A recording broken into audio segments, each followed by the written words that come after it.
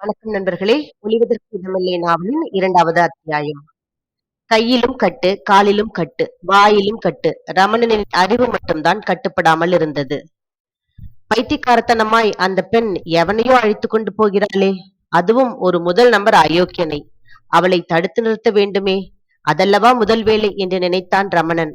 அந்த நினைப்பு அவனை சுறுசுறுப்படையச் செய்தது. இருட்டில் தவளை தத்தலாக நகர்ந்து நகர்ந்து சுவரை அடைந்தான். முதுகை சிராய்த்து சிராய்த்து ஆராய்ந்தான். ஒரு மின்சார ஒயர் பாதை தட்டுப்பட்டது. முதுகால் உரசிய வண்ணமே நகர்ந்தான். சுவரில் பதிந்திருந்த காலிங் பெல்லுக்கு அது அழைத்துச் செல்லும் என்று அவனுக்குத் தெரியும். காலிங் பெல் பொத்தான் தட்டுப்பட்டது. நெற்றியால் அழுத்தினான். கிர்ரென்று மாடிப்படியில் அடிக்கும். கீழ் வீட்டு வராந்தாவில் தூங்கிக் கொண்டிருக்கும் அவனுடைய வேலைக்காரன் அப்பாவுவை எழுப்பும். ஆனால் வெளியே எவ்வித சத்தமும் காணோமே. மீண்டும் அழுத்தினான். அழைப்பு மணி ஊமையாக இருந்தது. யூகித்து விட்டான் ரமணன். வந்தவன் அல்லது சற்று முன் போனவன் கெட்டிக்காரன். போகும்போது மெயின் சுவிட்சை ஆஃப் செய்துவிட்டு போயிருக்கிறான். அது விசாலமான அறை, ரமணனின் அலுவலக அறை. காற்றோட்டமான ஜன்னல்கள் உண்டு, ஆனால் அடைத்திருந்தன. விசிறிகள் உண்டு, ஆனால் சுழலவில்லை. புழுக்கம், இருட்டு, தனிமை. கிணு கிணு கிணு என்று டெலிபோன் கூப்பிட்டது. யாரோ அழைக்கிறார்கள். ரமணனுக்கு உற்சாகம் பிறந்தது. உள்ளங்கை தெரிகிற மாதிரி என்பார்களே ஆங்கிலத்தில், அதுபோல தனது அறையின் 2 இடுக்குகள் அனைத்தும் அவனுக்குத் தெரியும். மறுகோடியில் உள்ள முக்காலி மீது டெலிபோன் இருக்கிறது. இங்கிருந்து 10 அடி தூரம். சுவரையே ஆதாரமாகக் கொண்டு நகர்ந்தான். டெலிபோன் மணி அடித்துக் கொண்டே இருந்தது. உருளுவது இன்னும் சுலபம் என்று தோன்றியது. உருண்டான். இதோ டெலிபோனை எட்டியிருப்பான். அந்த வினாடி பார்த்து நின்றுவிட்டது மணியோசை. யாரோ அவனை கூப்பிட்டு கூப்பிட்டு சலித்துப் போய் வைத்து விட்டார்கள். இன்னும் 5 வினாடி பொறுத்திருக்கக் கூடாதோ? பொறுமை இல்லை. இத்தனை நேரம் அசைந்ததிலும் உருண்டதிலும் ஒரு நன்மை ஏற்பட்டிருந்தது. வாய்க்கு போட்டிருந்த கட்டு தளர்ந்து விட்டது. இப்போது பேச்சு சுதந்திரம் கிடைத்துவிட்டது. அப்பாவு, அப்பாவு என்று கத்தி பார்த்தான் ரமணன். கிட்டத்தட்ட சவுண்ட் ப்ரூஃப் செய்தார் போன்ற அறை அது. கதவுகளை சாத்திய பிறகு வெளியே சத்தம் கேட்பது அரிது. அப்பாவையும் காணோம், குப்பாவையும் காணோம். திடீரென்று இன்னொரு யோசனை. டெலிபோனில் மற்றவர் நம்மை கூப்பிட்டது போல் நாமும் மற்றவரை கூப்பிடலாமே. முழங்காலின் கீழே காலை கட்டியிருந்தான் வந்தவன். ஆனால் பாதம், விரல்கள் சுதந்திரமாக இருந்தன. டெலிபோனிலிருந்து தொங்கிக் கொண்டிருந்த ஒயர்களை இழுத்தான். முதலில் ரிசீவர் மட்டும் விழுந்தது. பிறகு டெலிபோனும் விழுந்தது. கீழே மெத்தென்று விரிப்பு இருந்ததால் பொத்தென்றுதான் விழுந்தது. இருந்தாலும் கொஞ்சம் சந்தேகம். ஒரு கழித்து படுத்து ரிசீவரின் அருகில் காதை வைத்து கேட்டான். கொர்ரென்று டயல் டோன் கேட்டது. நல்ல வேளை, டெலிபோன் பழுதாகி விடவில்லை. தோளின் இடுக்கில் ரிசீவரை கவ்விக்கொண்டான். மறுபடி நிமிர்ந்து உட்கார்ந்தான். வலதுகால் பெருவிரலை டெலிபோன் டயல் மீது வைத்து நேக்கா பார்த்து கொண்டான். மனக்கண்ணாலும் பார்த்தான். அது பழங்காலத்து டெலிபோன். மேல்கோடி துவாரம் 1, பிறகு 2, 3, கீழ்கடைசியில் 0. பெருவிரலால் நண்பர்களை சுழற்றினான். பில்லியர்ட்ஸ் கிளப் என்று பதில் வந்தது. மிஸ்டர் கல்யாண் ப்ளீஸ் என்றான் ரமணன். சற்று நேரத்தில் கல்யாணம் ஸ்பீக்கிங் என்றது குரல் கேட்டது. நான் தான் ரமணன் என்று சொன்னவுடனே மறுமுனையில் ஒரே சீரல். ஏண்டா டேய், கிளப்புக்கு வருகிறவனா நீ? கப்பு கப்பாய் டீயை குடித்துக் கொண்டு நாங்கள் 3 பேர் காத்திருக்கிறோம். ரமணன் மனதுக்குள் சிரித்துக் கொண்டான். அவன் இருக்கிற நிலையில் காலால் தான் பில்லியர்ட்ஸ் ஆட வேண்டும். அமைதியாக சொன்னான். ஒரு கத்தி, 2, 3 சாவி கொத்து, டார்ச் லைட், இந்த 3ஐயும் எடுத்துக்கொண்டு உடனே என் ரூமுக்கு வா. வேற யாரையும் அழைத்து வர வேண்டாம். என்னது என்னது? சாவி கொத்து, கத்தி, டார்ச் லைட்டா? ஏன்? பூட்டி இருக்கிற கதவை திறக்க சாவி கொத்து, மெயின் சுவிட்ச் இருக்கணும் தெரிந்து ஆன் பண்ணுவதற்கு டார்ச் லைட், என் கை கால் கட்டுக்களை பிரிப்பதற்கு கத்தி. கல்யாணம் அவசரமாக டெலிபோனை வைப்பது கேட்டது. 1/4 மணியில் வந்து விடுவான். அதிகம் போனால் 1/2 மணி. சுவரில் சாய்ந்திருப்பதே இதமாக இருந்தது ரமணனுக்கு. ஓட்டலில் சாப்பிட்டு விட்டு வீட்டுக்கு வந்தது முதல் நடந்த நிகழ்ச்சிகள் தொடர்ச்சியாக நினைவு வந்தன. ஒரு முட்டாள்தனம். சீட்டியடித்துக் கொண்டே மாடியில் ஏறியிருக்க கூடாது. வந்திருந்தவன் அதனால் தான் எச்சரிக்கை அடைந்து விட்டான். தயாராகவும் காத்திருந்து விட்டான். வெளியே போகையில் விளக்குகளை போட்டுவிட்டு செல்வதுதான் ரமணனின் வழக்கம். சாப்பாட்டுக்காக போன போதும் அப்படித்தான் செய்திருந்தான். இப்போது ஏன் அணைந்திருக்கிறது? அந்த எண்ணம் தோன்றியதும் சந்தேகம் உதித்தது. சீட்டியை நிறுத்திக் கொண்டான். ஓசைப்படாமல் படிப்படியாக ஏறினான். சர்க்கஸ் ஊஞ்சலில் தொங்குகிறவன் மாதிரி பூட்டு ஒற்றை காலில் தொங்கியது. கதவு திறந்திருந்தது. உள்ளே இருள். வந்திருப்பவன் யார்? திருடனா? ரமணிடம் திருடும்படி எதுவுமே கிடையாது. ரொக்கம் கொஞ்சமே, அதுவும் பேங்கில். சடக்கென்று கதவை தள்ளிக்கொண்டு பாய்ந்தான் ரமணன். கதவின் பின்புறம் மறைந்திருப்பவன் சுவரோடு சுவராய் சட்னி ஆகட்டும் என்று நினைத்தான். வந்தவன் முன் யோசனை உள்ளவன். முந்திக் கொண்டு விட்டான். ரமணனின் தலை உட்புறம் வந்ததுமே பிடரியில் ஒன்று போட்டான். கையோ இரும்பா அல்லது இரும்பு தடியா? ஐயோ அம்மா என்று அலறிக்கொண்டு விழவில்லை ரமணன். இம்மாதிரி சந்தர்ப்பங்களில் அவன் கத்துவதே கிடையாது. அதனால் 2 நன்மைகள் விளைவது வழக்கம். ஒன்று, கூச்சலை நிறுத்துவதற்காக மேலும் மேலும் அவன் அடிப்பான். அதிலிருந்து தப்பலாம். 2, மயங்கி விழுந்து விட்டான் என்ற எண்ணத்தோடு தாக்கியவன் அடுத்த வேலைகளில் முனைவான். அந்த நேரத்தில் கண்ணையும் காதையும் ரகசியமாக திறந்து வைத்துக் கொண்டு அவனை கண்காணிக்கலாம். இந்த தந்திரப்படி. அடி விழுந்ததும் தொபேலென ரமணன் சுருண்டு விழுந்தான். மறுவினாடி அவன் இவனை தரதரென்று பக்கத்து அறைக்கு இழுத்துச் சென்றான். அரை மூலையில் இருந்த கயிற்றைக் கொண்டு ரமணனின் கையையும் காலையும் வாயையும் கட்டி போட்டுவிட்டு கதவைச் சாத்திக் கொண்டு திரும்பினான். சும்மா சொல்லக்கூடாது, உயிர் போகிற வழிதான். ஆனாலும் கூச்சல் போடாமல் காத்திருந்தான் ரமணன். வந்தவன் என்ன எடுக்க நினைத்தான்? விளக்கை போடாமலே எதையோ உருட்டும் சத்தம் கேட்டது. அதற்குள் இஸ் என்று பஸ்ஸரின் ஒலியும் அந்த பெண்ணின் பிரவேசமும் நிகழ்ந்தன. தொடர்ந்து அவளுடைய விருந்தாந்தமும் நடந்தது. யார் அந்த பெண்? ரமணனை முன்பின் பார்த்திராதவள். அவன் கெட்டிக்காரன். ஒருவேளை ரமணனுக்கு நினைவு திரும்பி பேச்சை கேட்டுக்கொண்டிருப்பானோ என்று பெயர்கள் எல்லாம் கத்தரித்து விட்டான். அப்படியும் தப்பி வெளிவந்தவை அசிஸ்டன்ட் கமிஷனர் தணிகாசலம் என்ற ஒரு பெயர். குழ என்று ஆரம்பிக்கும் இரும்பு வியாபாரியின் பெயர் இன்னொன்று. இதோ மாடிப்படியில் சத்தம். நண்பன் கல்யாணம் வருகிறான். பூட்டை திறக்கிறான். உள்ளே நுழைகிறான். விளக்கு பளிரென்று எரிந்தது. ரமணனின் அறைக்கும் வாசல் புறத்து அறைக்கும் இடையே இருந்த மொரமரப்பு கண்ணாடிகள் மின்னின. அடுத்த நிமிடம் கல்யாணம் உள்ளே வந்தான். காப்பாற்றக்கூடிய சந்தர்ப்பங்களில் காப்பாற்றி விடுகிறேன். ஆனால் முடியாமலே போகக்கூடியதும் ஒன்று வரும். முணுமுணுத்தபடியே கல்யாணம் கயிற்றை பிரித்தான். ரமணனின் அபாயகரமான வேலைகள் அவனுக்கு பிடிப்பதில்லை.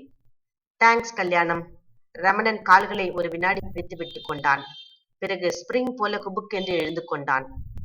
கல்யாணம், என்ன நேர்ந்தது தெரியுமா? கல்யாணம் நிற்கவில்லை.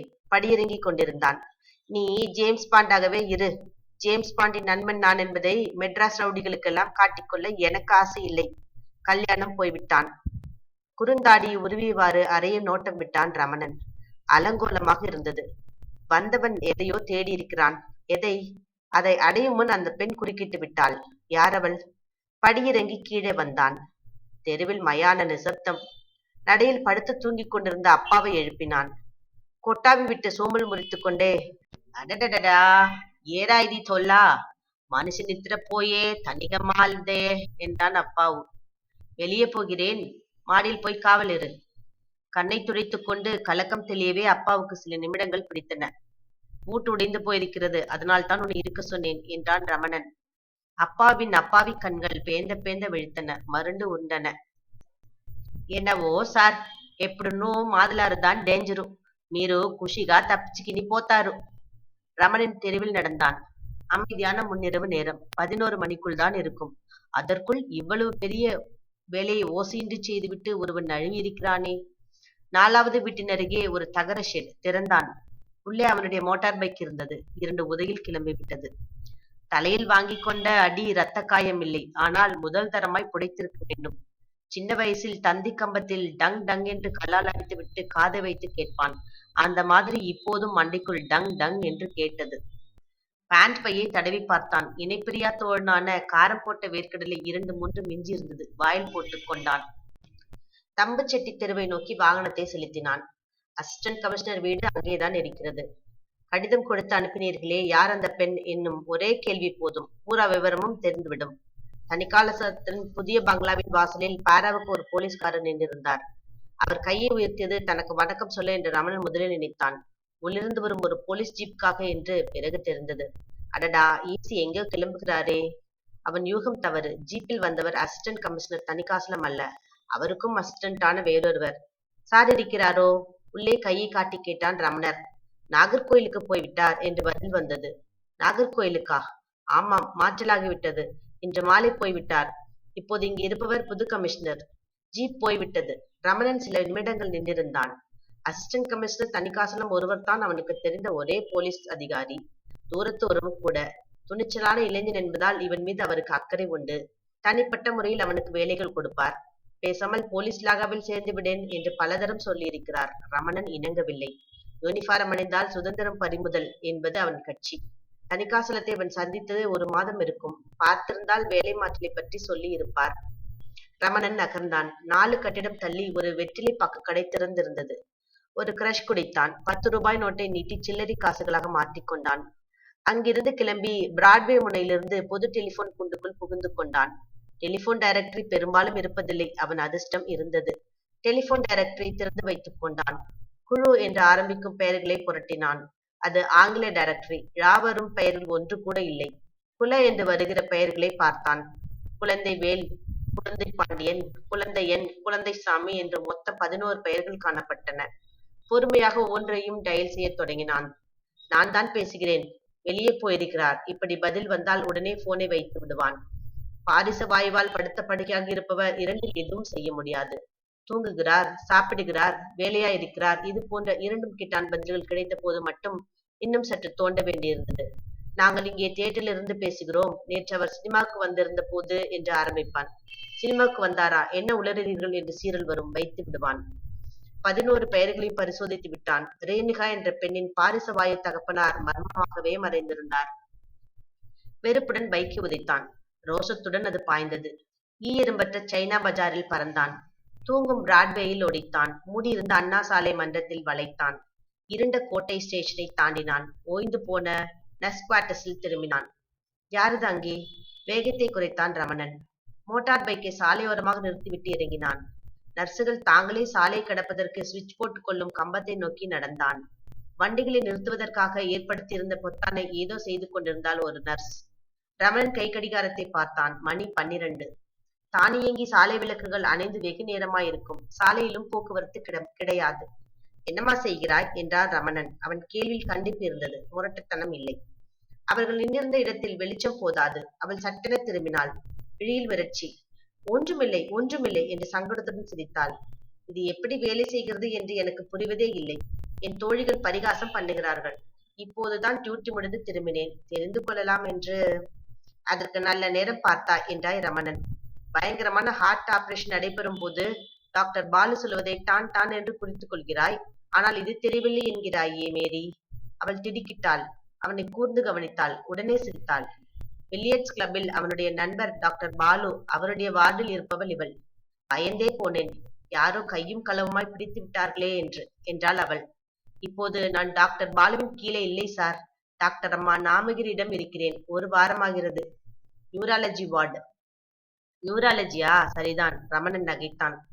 ஊரில் இருக்கிற அற பைத்தியங்கள் எல்லாம் சிநேகிதமாக இருக்குமே இப்போது. நியூராலஜி என்றால் அது மட்டும் தானா சார்? மூளைக்கட்டி, பாரிசவாயு. ரமணனுக்கு ஏதோ பளிச்சிட்டது. மேரி, ஒரு உதவி செய்வாயா? கட்டாயம் சார். யாருக்காவது ஹாஸ்பிட்டலில் அட்மிட்? அதெல்லாம் இல்லை. குறுந்தாடியை நிரடிக் கொண்டு சொன்னான் ரமணன். டாக்டரை கேட்பாயோ மற்ற நர்ஸ்களை விசாரிப்பாயோ எனக்கு தெரியாது. டாக்டர் நாமகிரி வைத்தியம் பார்க்கிற டாப் பணக்காரர்கள் யார் யார் என்பதை விசாரித்து தெரிவிக்க வேண்டும். என்ன? ஓ, நாளைக்கே சொல்கிறேன். உங்களுடன் எப்படி தொடர்பு கொள்ளட்டும் என்றாள் மேரி. விசிட்டிங் கார்டை அவள் கையில் கொடுத்தான் ரமணன். டாக்டர் பர்மிஷன் கிடைத்தால் நேரில் வா. இல்லாவிட்டால் போன் பண்ண. அவன் கண்கள் சிரித்தன. நீயே வந்தால் எனக்கு ரொம்ப சந்தோஷமா இருக்கும். போங்கள் சார். பளபளப்பும் செழுமையும் நிறைந்த மேரி ஒரு குலுக்குலுடன் ஓடிவிட்டாள். பைக்கில் தாவினான் ரமணன். அறைக்கு வந்ததும் தன்னை தாக்கியவனை பற்றி நினைவு ஓடியது. அவன் சரியான அதிர்ஷ்டக்காரன். அவன் குட்டை உடைக்கக்கூடிய 2 அசிஸ்டன்ட் கமிஷனரும் தானும் தான். ஒருவர் இப்போதைக்கு சென்னைக்கு வரமாட்டார்தான். ரமணனுக்கு உற்சாகம் பிறந்தது. வந்தவன் யாரென்று இவனுக்கு தெரியாது. அதே போல் ரமணனின் முகத்தையும் இருட்டில் அந்த நபர் சரியாக பார்த்திருக்க முடியாது. ஆகவே அப்பாவு என்று முதுகில் தட்டினான் வேலைக்காரனை. நான் சொல்வதை கவனமாக கேள் என்றான். அடுத்த சில நிமிடங்களுக்கு ரமணனின் தாழ்ந்த குரல் மட்டுமே ஒலித்தது. అది సరిండి అప్పనే చేస్తాను என்று தலையாட்டினான் அப்பாவு. ரமணன் உதட்டை சுழித்துக் கொண்டான். முகத்தில் திருப்தி. மின்சார விசிறி சுழல விட்டான். கட்டில் சட்டத்தின் மீது காலை போட்டுக்கொண்டு படுத்தான். சூழ்நிலை எங்கும் அமைதி. இனிமேல் இன்று இரவில் எதுவும் நடைபெறாது என்று எண்ணினான் ரமணன். யாரோ மாடிப்படியில் ஏறி வரும் ஓசை. அத்தியாயம் 2 நிறைவுற்றது நண்பர்களே. ஒளிவதற்கு இடமில்லை. 3வது அத்தியாயத்தில் சந்திக்கலாம். நன்றி. நான் பெல்லா.